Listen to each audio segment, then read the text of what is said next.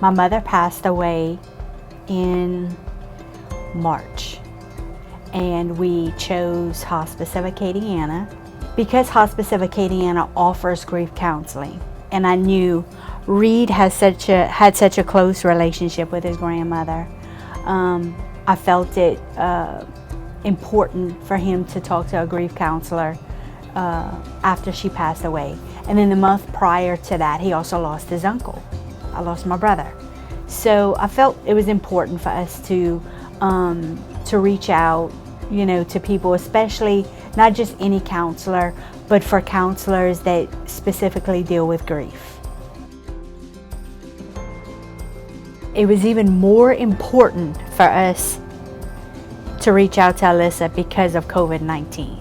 It was just so critical, I feel like, though, for him to not be so isolated, you know, because Reed's dad is also in a nursing home. His dad had meningitis twice. So you know, it's just a lot going on. He would visit his grandmother and his dad usually at the same time. I think the fact that it's at no charge, why wouldn't you reach out? You know, why wouldn't you seek help, you know, for your children? And really it's just an extra person to talk to. A person maybe that isn't experiencing the grief that I was experiencing. In other words, Alyssa is able to talk to Reed in a way that maybe I can't speak to him about because of my own grief, you know? So I think that is just, it's a hands down, must needed, why wouldn't you do it?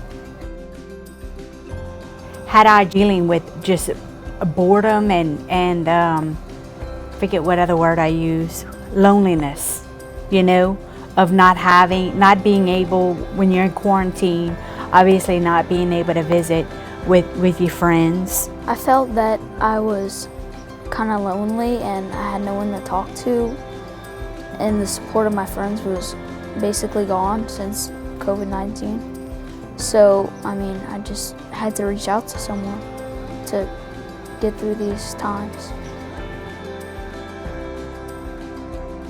I felt better because I had someone to talk to and just someone to tell what was bothering me and the loneliness I was having, and just, you know, to have, you know, just a counselor.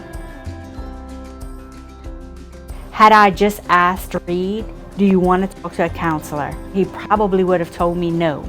So I think it's important for the parents to make that choice and make that initial step for their children.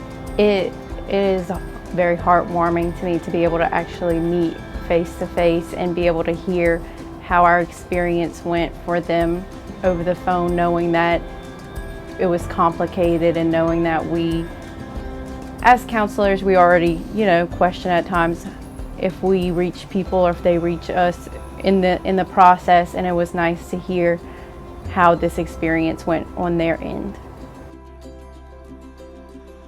It takes 2 seconds to ask a question or just take the courage to get up and ask, how are you doing? And that goes a long way, and that you are not alone. Reach out. Stay well.